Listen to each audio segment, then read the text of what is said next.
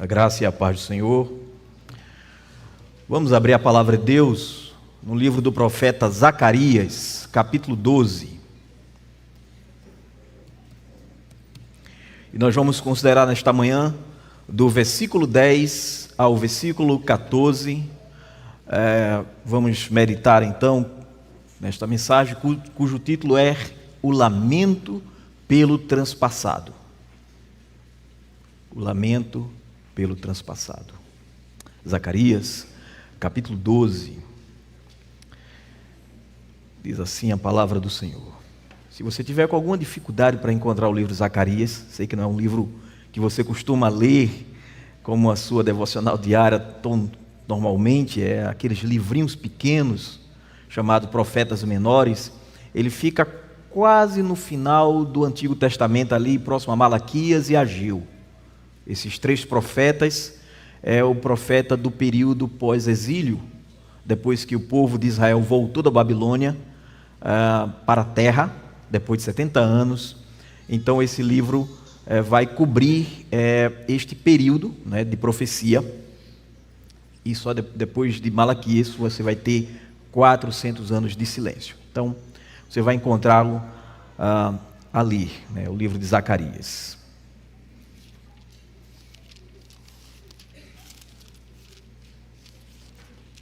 Coladinho no livro de Malaquias. Diz assim a palavra do Senhor: E sobre a casa de Davi e sobre os habitantes de Jerusalém derramarei o espírito de graça e de súplicas. Olharão para aquele a quem transpassaram. Pranteá-lo-ão como quem pranteia por um unigênito, e chorarão por ele, como se chora amargamente pelo primogênito. Naquele dia será grande o pranto em Jerusalém, como o pranto em Hadad-Rimon, no vale de Megido. A terra pranteará cada família à parte. A família da casa de Davi à parte, as suas mulheres à parte, a família da casa de Natã à parte, as suas mulheres à parte, a família da casa de Levi à parte, e as suas mulheres à parte, a família dos semiitas à parte, e as suas mulheres à parte, todas as demais famílias, cada família à parte, e suas mulheres à parte. Vamos orar? Senhor Deus amado e soberano, louvado seja o teu nome, ó Senhor, porque já podemos, ó Senhor, ter essa alegria de ter conhecimento e a certeza, a convicção da Tua presença em nosso meio. Louvado seja o Teu nome, ó Deus, por tudo que já foi realizado neste culto. Mas agora, Deus, queremos ouvir a Tua voz. Fala o coração da Tua igreja, Senhor. Exorta ao Senhor, edifica, consola. Aplica, ó Deus, a Tua palavra ao coração do Teu povo. Leva pecadores àquele lamento que o conduz, ó Senhor, à reconciliação contigo, ó Deus, mediante o Teu Filho. Nos dá também, ó Deus, espírito de quebrantamento, para refletirmos sobre essas verdades tão profundas. E, ó Senhor, Te servir com mais fidelidade, temor e tremor. Faz assim, ó Deus, em nome do Senhor Jesus Cristo. É em nome dele que Te agradecemos. Amém. Meus irmãos, a morte é algo terrível. É uma experiência realmente difícil de lidar. Não devemos fingir que ela não nos causa perplexidade e dor. Não há motivo para negar o lamento diante desta realidade tão amarga. E, no entanto, apesar de tudo isto, nós ainda somos consolados porque a morte não tem a palavra final. Ela não tem a palavra final, paradoxalmente, por causa da morte de outro, do nosso Salvador. Aquele a quem a morte não pôde conter, que venceu a morte, e porque nós estamos unidos com Ele, também venceremos.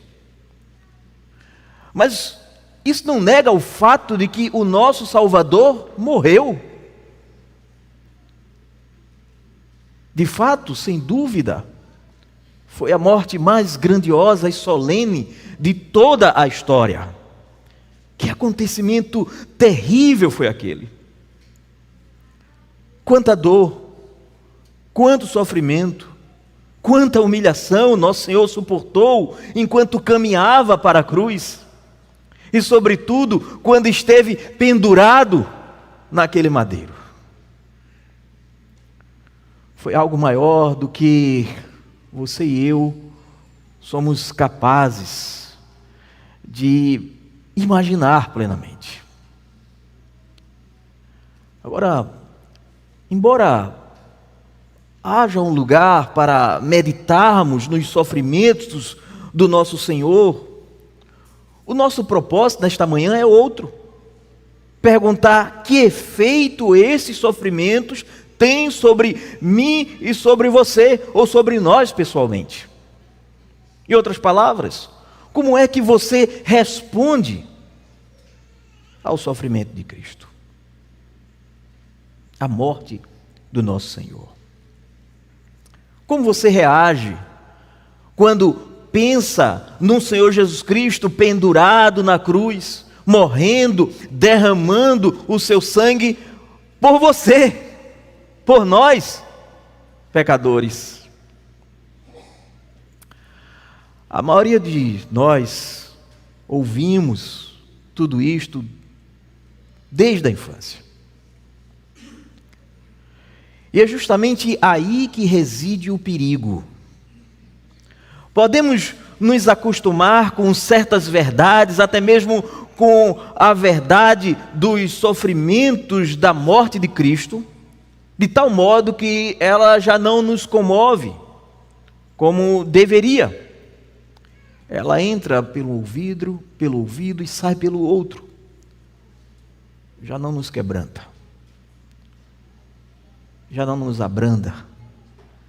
Já não nos deixa perplexo. Mas a minha expectativa nesta manhã é que o Senhor venha operar em nossos corações pelo Espírito Santo. Então que tenhamos ouvidos estas coisas uma vez ou mais de 1000 vezes, não permaneçamos indiferentes. Para que possamos ser profundamente afetados, ser profundamente convencidos e até lamentarmos. O capítulo 12 de Zacarias introduz uma nova secção profética no livro. A partir daqui começa o segundo grande oráculo registrado pelo profeta, que se estende então até o final do capítulo 12 e capítulo 14. O primeiro oráculo havia sido apresentado nos capítulos 9 ao capítulo 11. Neles, Zacarias já havia falado sobre o agir soberano de Deus na história, o governo do Senhor Jesus Cristo, aliás, do nosso Senhor, do nosso Deus, sobre as nações e os acontecimentos que envolveriam o futuro do povo de Deus. Agora, neste segundo oráculo, o profeta volta novamente os olhos para Jerusalém e para o povo da aliança. E logo no primeiro versículo do capítulo 12, observe aí, que Zacarias apresenta a palavra que recebeu como um oráculo, como um peso, palavra do Senhor, uma expressão profética usada para indicar uma revelação solene da parte de Deus. E antes mesmo de descrever os acontecimentos que envolveriam Jerusalém, o profeta chama a atenção para quem é o Deus que está falando.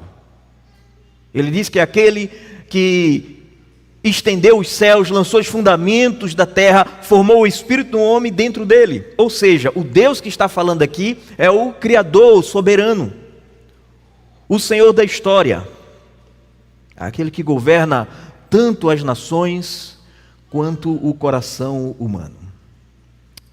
Nos primeiros versículos do capítulo, Zacarias então descreve uma série de eventos relacionados à cidade de Jerusalém, à tribo de Judá. E Jerusalém aparece como o centro das atenções de Deus, e as nações ao redor são retratadas como se reunindo contra ela. Contudo, ao longo dessa primeira parte do capítulo, o Senhor declara repetidas vezes que Ele mesmo intervirá em favor do seu povo. Ele protegerá Jerusalém, fortalecerá Judá e frustrará os planos das nações que se levantarem contra ela. Portanto, até certo ponto, o capítulo 12, a ênfase vai recair sobre aquilo que Deus fará em favor do seu povo, defendendo, preservando diante dos ataques que o cerca. Mas quando chegamos no versículo 10, note aí, quando chegamos no versículo 10, percebemos uma mudança importante no foco do profeta. A partir desse ponto, note que a atenção do texto se desloca do que Deus fará pelo seu povo para aquilo que Deus fará no seu povo. A obra de Deus, ela não se limita apenas na preservação externa da igreja, mas também em realizar uma profunda obra no coração daqueles que pertencem a Ele. E é nesse contexto que nós encontramos as palavras que formam então o centro do nosso texto nesta manhã. Zacarias então passa a descrever uma reação surpreendente entre o povo, uma reação marcada não por uma celebração de triunfo, mas por um lamento. É justamente a natureza desse lamento que o profeta passa a descrever nos versículos que temos diante de nós. E como eu já havia dito, com a ajuda do Senhor, queremos considerar esses versículos sobre o tema lamento pelo transpassado. Então vamos para o primeiro ponto aí, que é a intensidade incomum deste lamento. A partir do da parte B do versículo 10. Que diz assim: e sobre a casa de Davi e sobre os habitantes de Jerusalém derramarei o espírito de graça e de súplicas. Olharão para aquele a quem transpassaram. Pranteá-lo-ão como quem pranteia por um unigênito, e chorarão por ele como quem chora amargamente pelo primogênito. O verbo traduzido aqui por chorarão amargamente é um verbo hebraico, um termo frequentemente usado na Escritura para descrever um lamento fúnebre. Um pranto profundo que acompanha a morte de alguém amado. Não se trata de uma emoção passageira ou de uma reação superficial. Aqui é um lamento intenso. Aquele tipo de pranto, de lamento que irrompe quando o coração é esmagado pela perda. Zacarias reforça ainda mais essa ideia quando acrescenta que se angustiarão por ele, usando o verbo hebraico mará, que expressa a amargura profunda da alma. Junto a esses termos, descreve um sofrimento interior intenso, um lamento que brota das profundezas do coração. Zacarias, ele quer que os seus ouvintes compreendam a profundidade deste sofrimento, e é por isso que então ele recorre a uma das experiências humanas mais dolorosas que podemos imaginar: o luto de pais que perde um filho.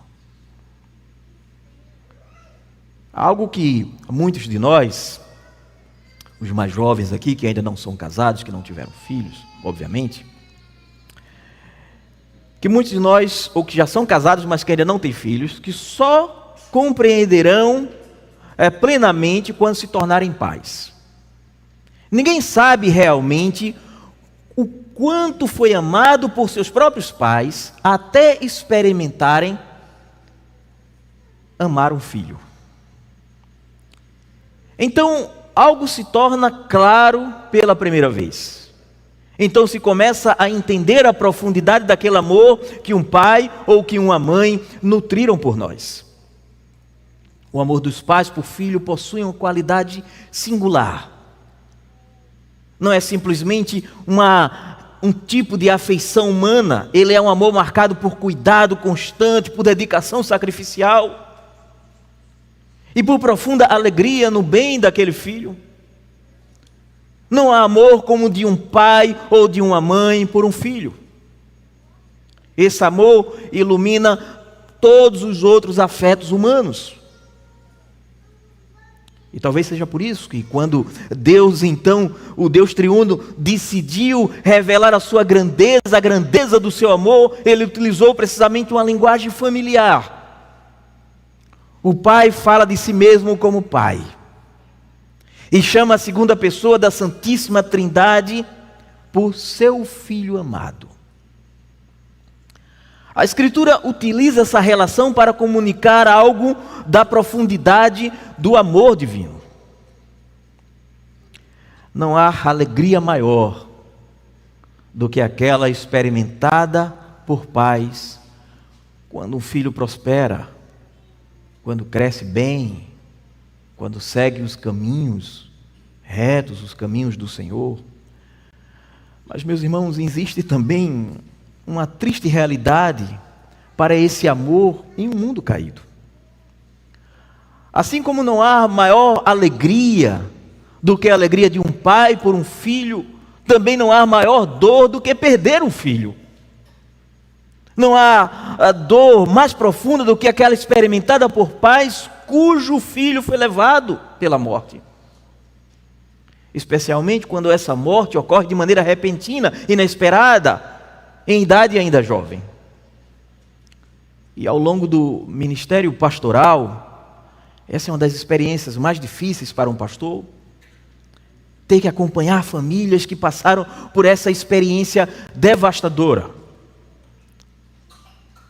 Alguns descrevem esse momento como se fosse uma onda gigantesca que desaba sobre ele e sobre a família.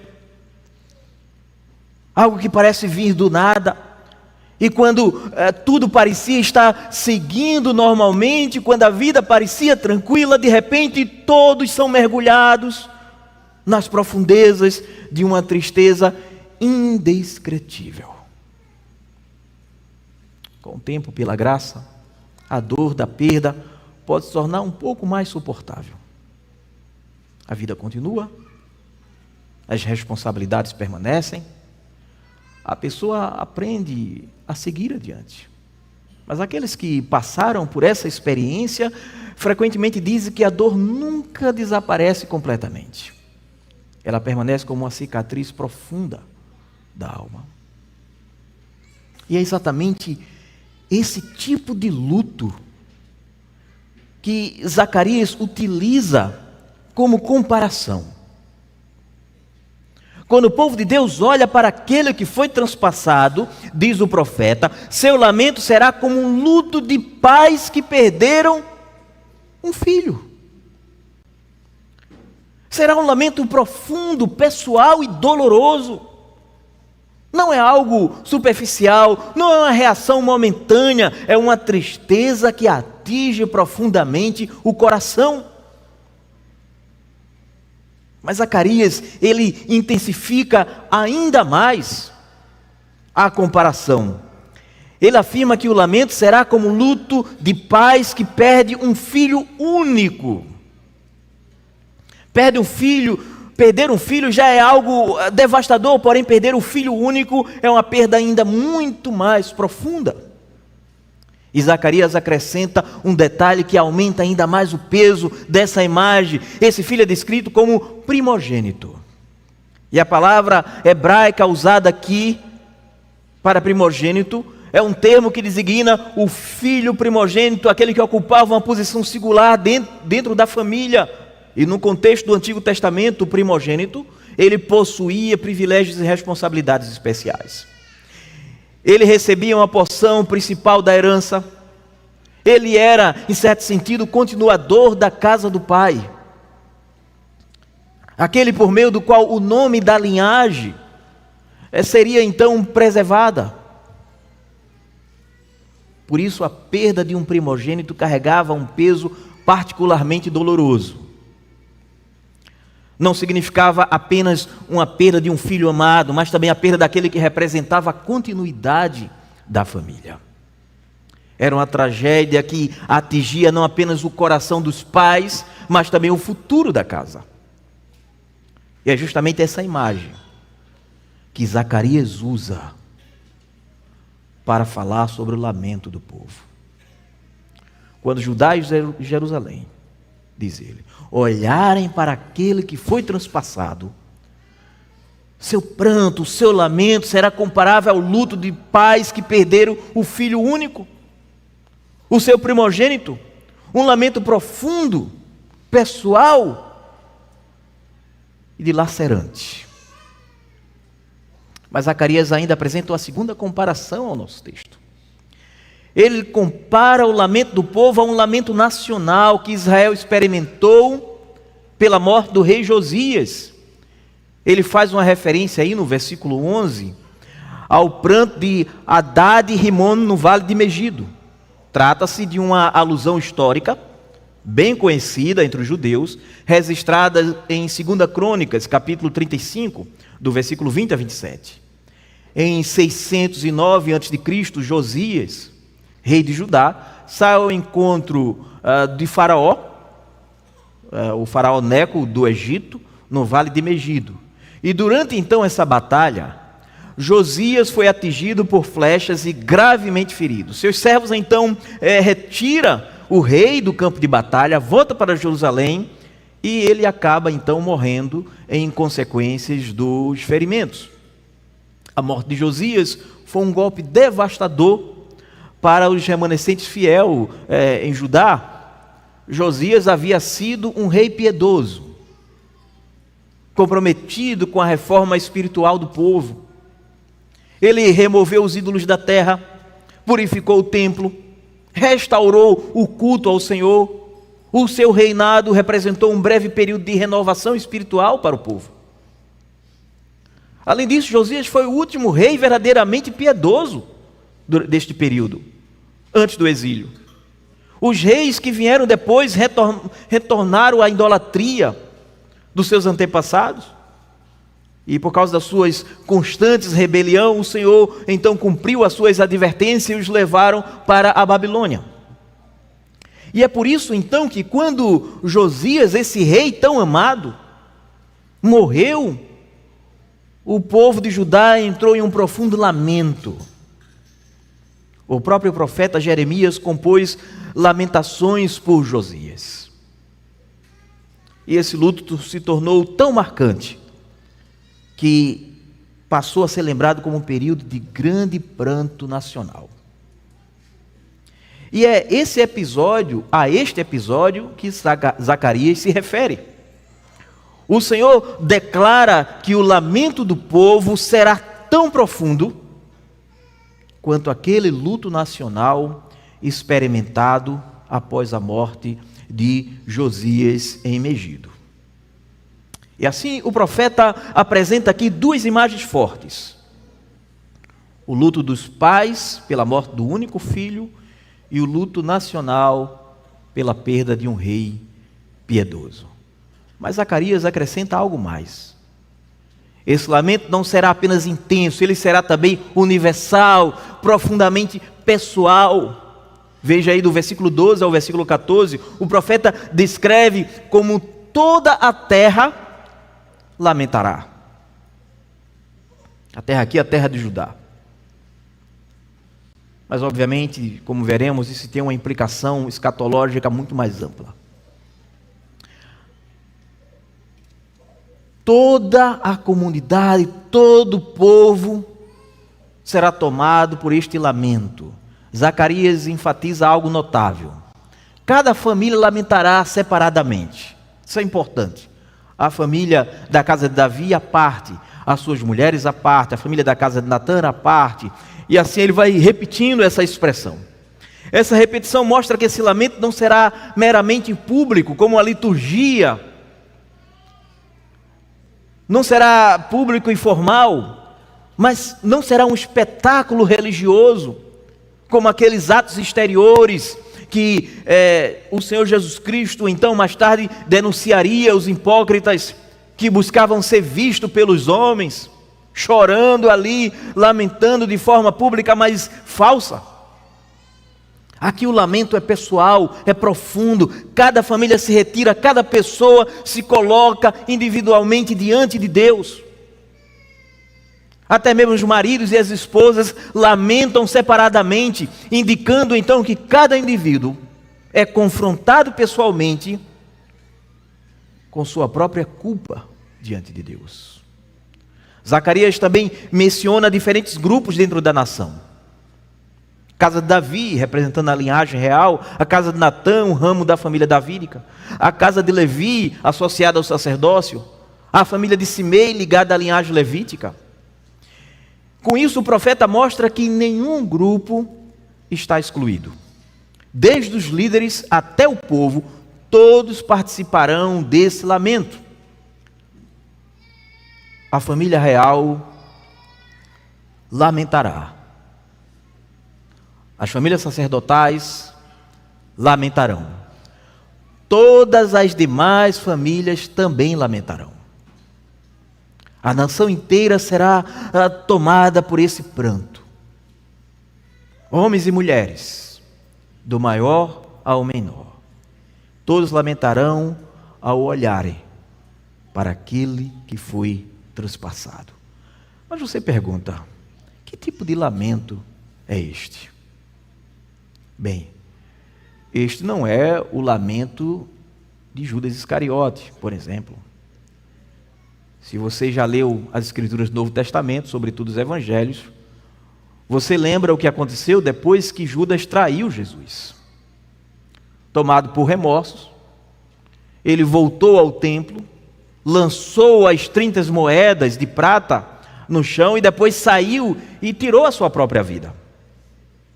Aquilo foi um profundo peso na consciência, mas foi apenas remorso. O lamento descrito aqui é diferente. Ele é mais profundo do que mero remorso. É aquilo que o apóstolo Paulo mais tarde chamaria de tristeza segundo Deus. Uma tristeza que conduz ao arrependimento. Não é simplesmente dor pelas consequências do pecado, mas é dor por ter pecado contra Deus. Ele brota das profundezas da alma.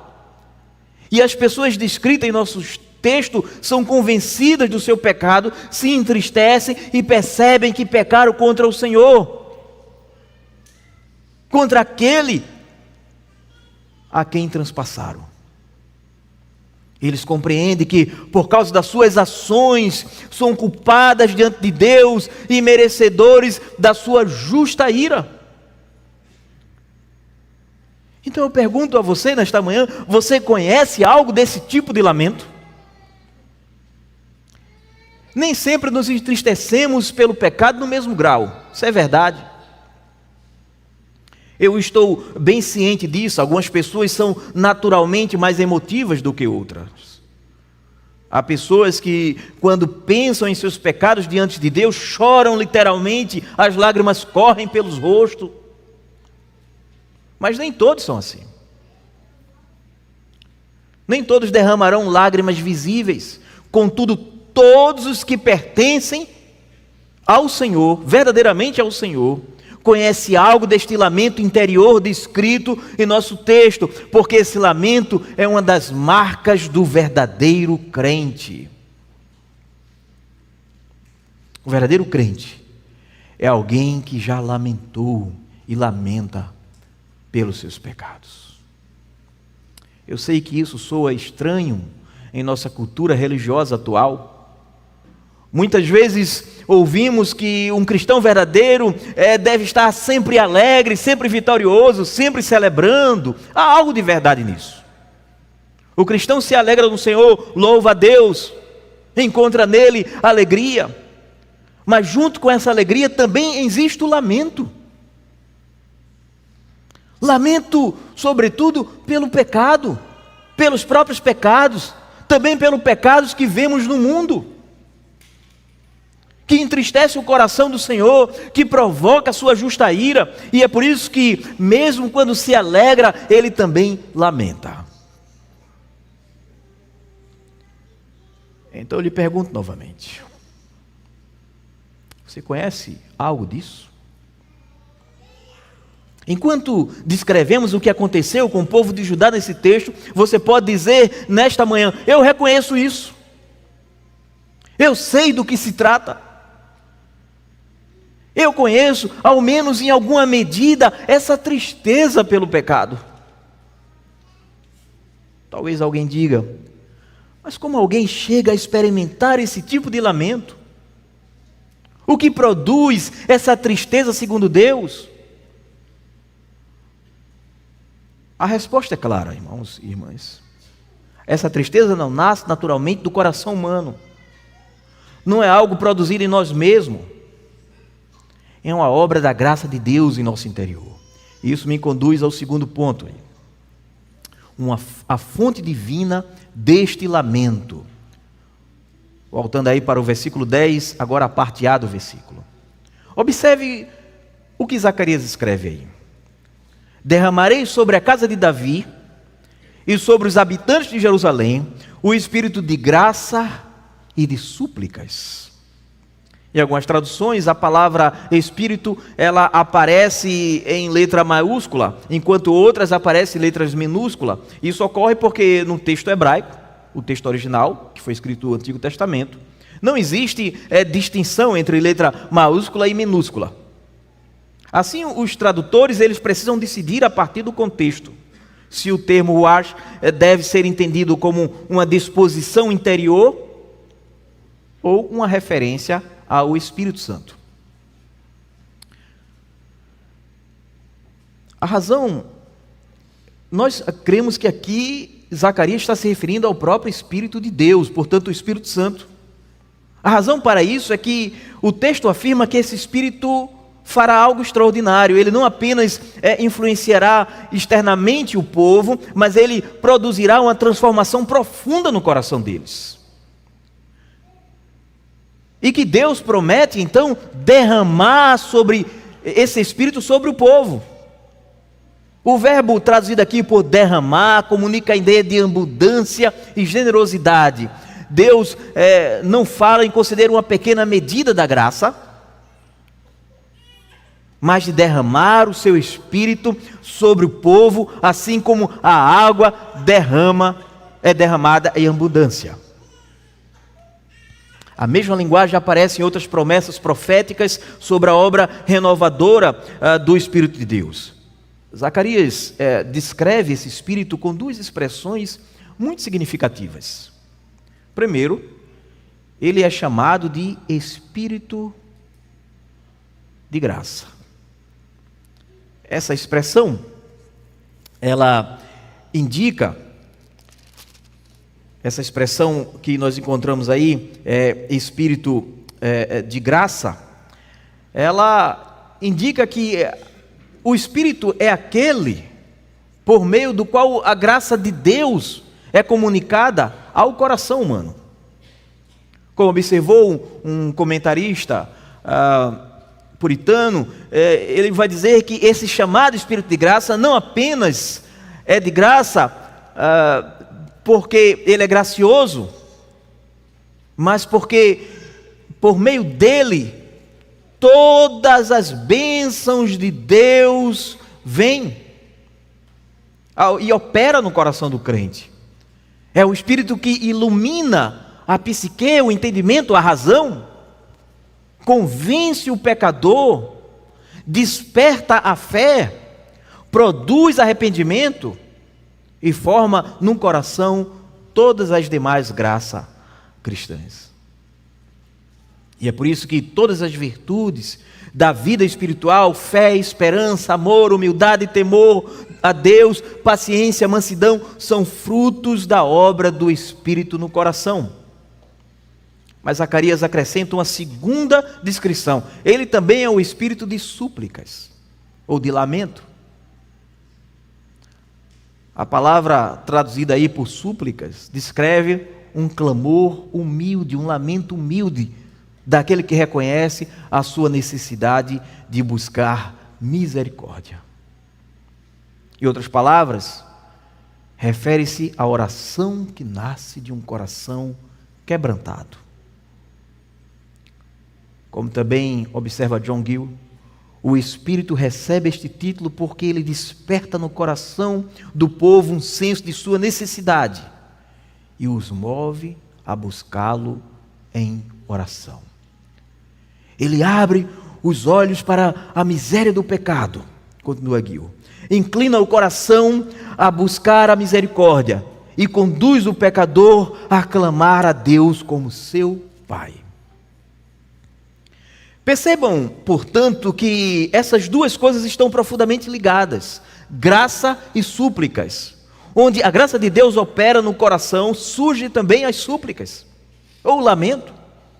Onde o Espírito concede a graça, ele também produz a oração, a dependência. O mesmo Espírito que abre os olhos para o pecado, move o coração a buscar a misericórdia de Deus. E é exatamente esse Espírito que o Senhor promete derramar sobre o seu povo. É precisamente a palavra usada no texto, Deus derramará o seu Espírito de graça e súplica. Este verbo hebraico, como vimos, comunica a ideia de abundância, será de forma abundante que levará o povo com esse estado de súplica, de lamento, é que o levará então ao povo a encher o seu coração, paradoxalmente também de alegria e de gratidão.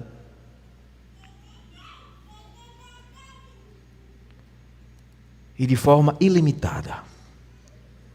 O Senhor promete que derramará sobre o seu povo. E quando é que Deus realiza essa obra tão extraordinária? Zacarias declara que esse Espírito, quando esse Espírito for derramado, o que é que vai acontecer inicialmente? Eles olharão para aquele a quem transpassaram. Mas o que significa olhar para aquele que foi transpassado? Dentro da linguagem bíblica, esse olhar não descreve simplesmente um ato físico de ver, mas um ato espiritual de fé. Significa voltar-se para alguém com confiança, reconhecendo nele a única esperança de salvação. O povo desvia o olhar de si mesmo, deixa de lamentar por si mesmo, abandona a autopiedade, abandona os seus méritos, a sua justiça, as suas próprias tentativas de se justificar diante de Deus e passa a olhar para aquele que Deus apresenta como o único Salvador. É como se no coração dissesse: nada em mim pode me recomendar diante de ti, Senhor. Nada em mim pode satisfazer a tua justa ira contra os meus pecados. Tudo que eu preciso está nele, aquele que foi transpassado. Assim a pessoa passa a olhar para Cristo pela fé e confiar nele como o fundamento da salvação. A própria Escritura oferece uma ilustração muito clara deste princípio, lá em Números, no capítulo 21. Quando o povo de Israel se rebelou contra Deus no deserto, o Senhor então enviou serpentes venenosas contra eles. Muitos foram picados e começaram a morrer. Então o povo clamou a Moisés pedindo que intercedesse por eles. E Deus respondeu dando uma instrução surpreendente. Moisés deveria fazer uma serpente de bronze e colocá-la sobre uma haste. E todo aquele que fosse mordido, se simplesmente olhasse para aquela serpente que foi levantada, viveria. Foi exatamente o que aconteceu. Pessoas que estavam morrendo eram curadas quando olhava para a providência de Deus, a serpente que Deus havia providenciado. E esse episódio ilustra o que Zacarias descreve aqui. O povo olhará para aquele que foi transpassado, com este olhar de fé. Então algo mais significativo ocorre. Observe cuidadosamente a ordem do texto. Primeiro eles olham e depois lamentam. E esta ordem, irmãos, é muito importante. Ao longo da história da igreja, houve quem ensinasse que antes alguém, para poder vir a Cristo, deveria primeiro atingir um certo grau de convicção de pecado ou de lamento.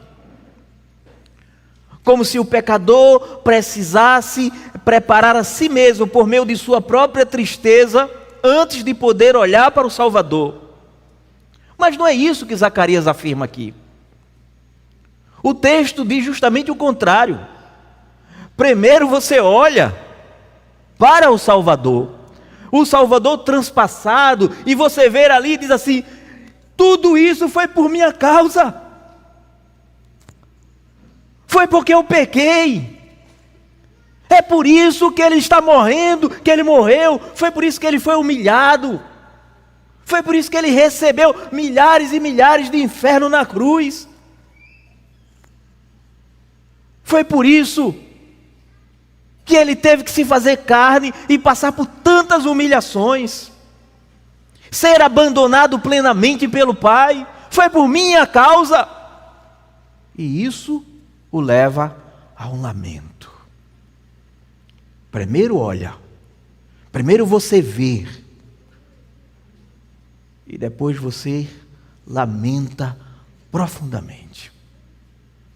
Charles Spurgeon expressou isso de maneira muito clara quando disse assim: um grande erro e muito comum entre os homens, muitos pensam que primeiro deve lamentar os seus pecados e somente depois olhar pela fé para o Senhor Jesus Cristo. Mas não é o lamento que nos leva a olhar para Cristo, é o olhar para Cristo que nos leva a lamentar.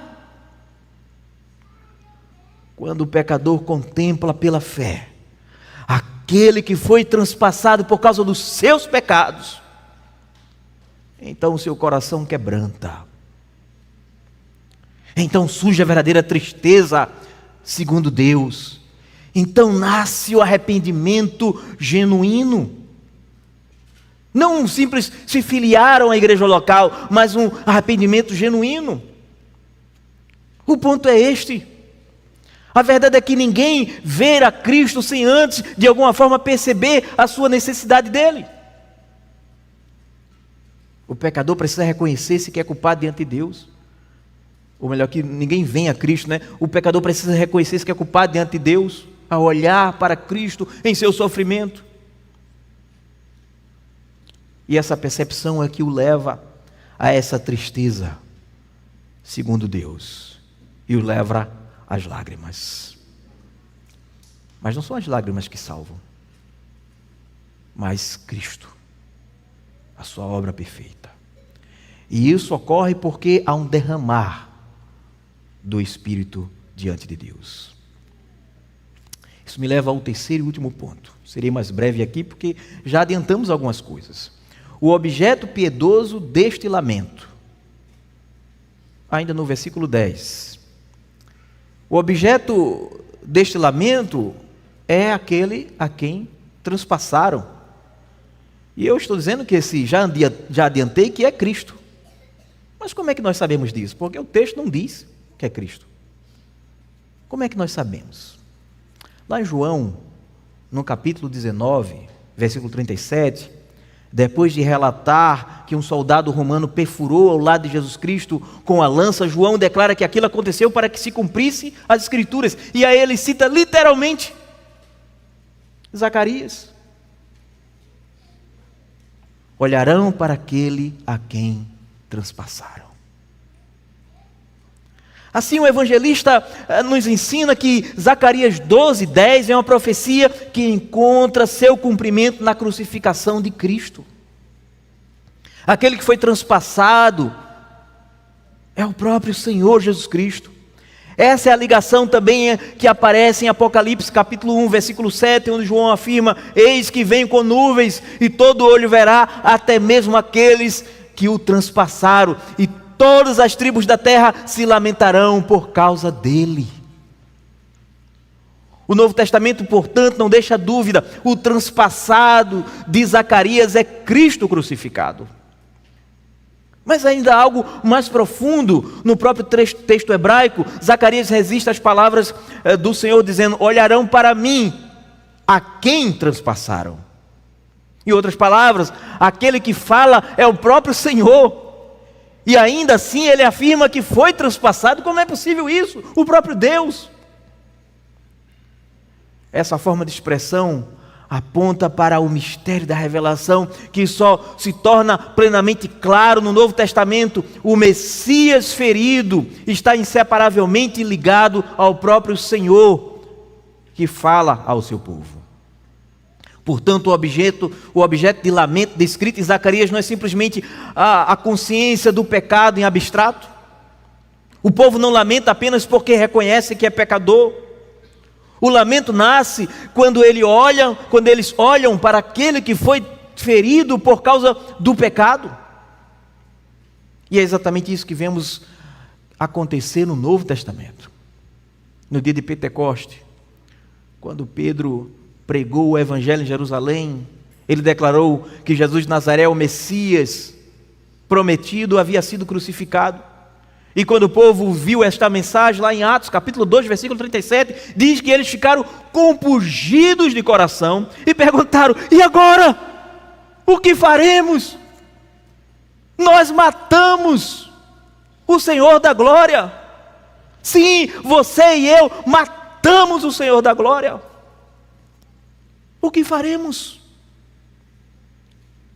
E ali vemos esse movimento espiritual. E perceberemos que era o Cristo, o que havia acontecido com ele. E eles, quando perceberam isso, o coração deles ficaram profundamente atingido. E esse mesmo princípio continua verdadeiro hoje. Sempre que o Evangelho é proclamado, Cristo é apresentado como o Cristo crucificado, apresentado diante dos pecadores. O Espírito Santo conduz o coração humano a olhar para Ele.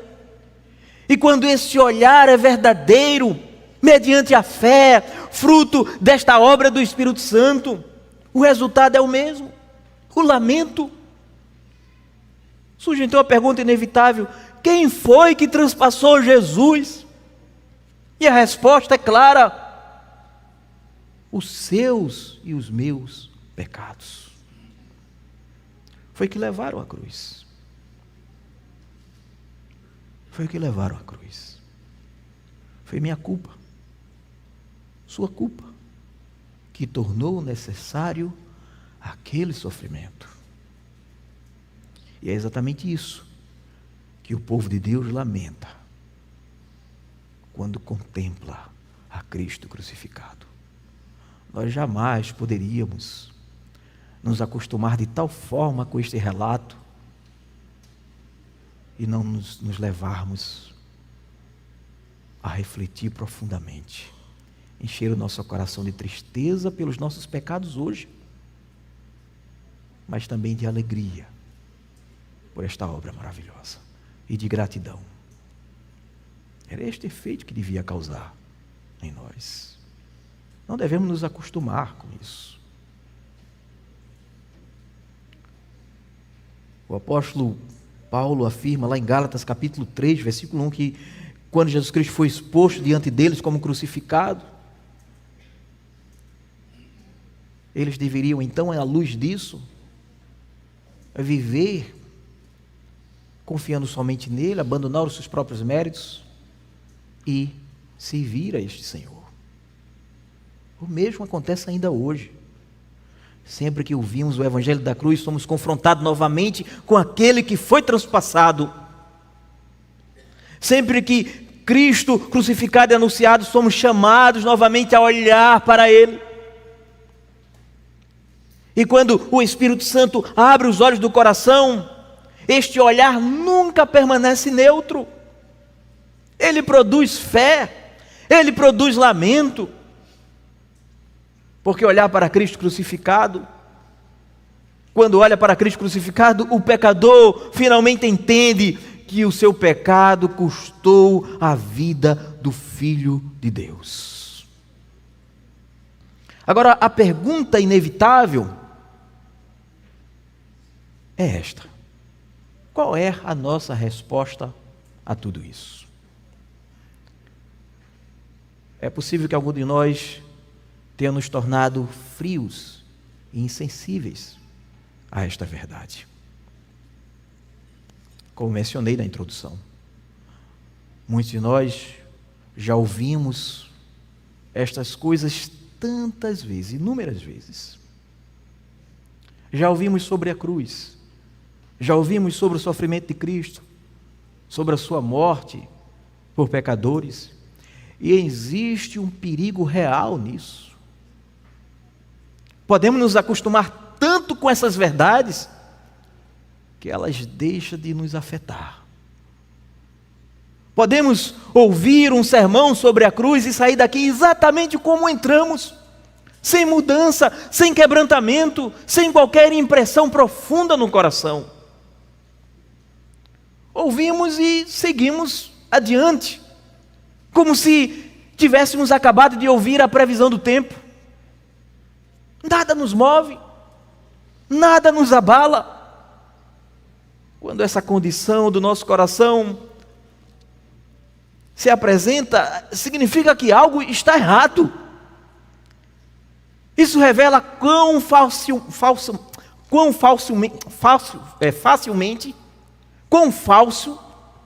o nosso coração pode se tornar endurecido.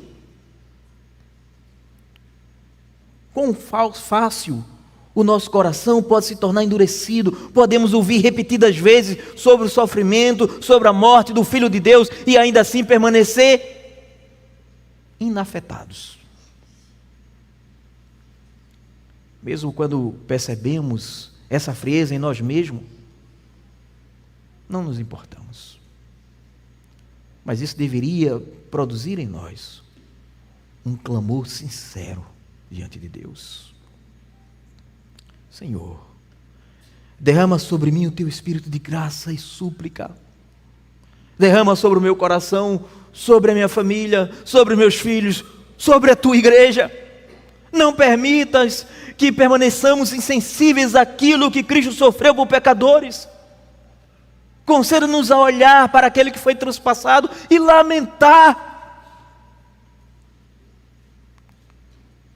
Porque há também uma advertência solene nas Escrituras, àqueles que permanecem indiferentes à cruz hoje, aqueles que não lamentam pelos pecados, pelos seus pecados, não olham para Cristo com fé, um dia lamentarão quando Ele vier novamente em glória. A Escritura nos diz que naquele dia muitos clamarão aos montes, às rochas, para que escondam da presença daquele que vem para julgar. Por isso precisamos aprender novamente a lamentar diante da cruz. Mas há também uma palavra de consolo para aqueles que conhecem esse lamento. Se você é alguém que olha para Cristo e se entristece pelo seu pecado, se o seu coração se quebranta ao contemplar aquele que foi transpassado, então ouça as palavras do próprio Cristo. Bem-aventurados os que choram, porque serão consolados. Eles são bem-aventurados, não simplesmente porque choram, mas porque serão consolados. Esse consolo já começa nesta vida. Ele começa quando o pecador olha para Cristo pela fé, descobre que os seus pecados foram perdoados, o fardo da culpa removido. Ele encontra então aquela paz com Deus e paz de Deus, que excede todo entendimento.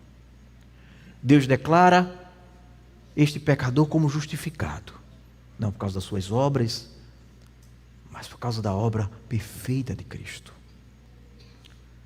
Mas esse consolo alcançará a sua plenitude na glória.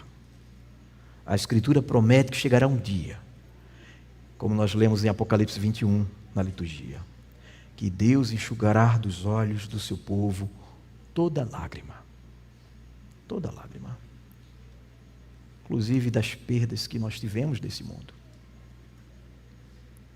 O pecado que nos incomoda tanto será finalmente removido e não haverá mais culpa, nem corrupção, nem as consequências dolorosas dos pecados neste mundo. Então veremos novamente aquele que foi transpassado.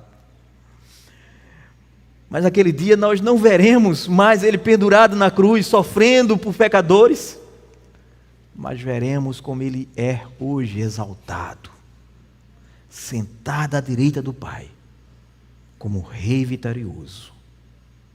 Rei vitorioso a quem foi dada toda a autoridade nos céus e na terra. Todo joelho se dobrará diante dele, toda língua confessará que Jesus Cristo é o Senhor, para a glória de Deus Pai.